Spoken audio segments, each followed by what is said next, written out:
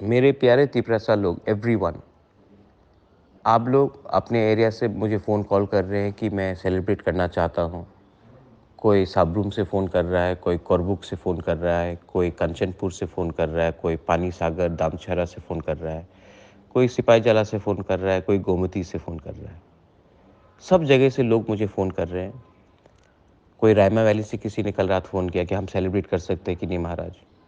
Celebrate करो, अपने constituency में, अपने एरिया में, अपने गांव में सेलिब्रेट करो, लेकिन जो भी करना है शांति से करना है। और किसी का मजाक मत उड़ाओ, किसी को ह्यूमिलेट मत करो, किसी को नीचे मत दिखाओ। आज हम जीते हैं, और जब आप जीतते हैं तो आपको एरोगेंस नहीं दिखाना चाहिए, आपको विनम्रता दिखाना चाहिए, और आपको दिखाना चाहिए कि हम जीते हैं लेकिन हम अहंकारी नहीं हैं।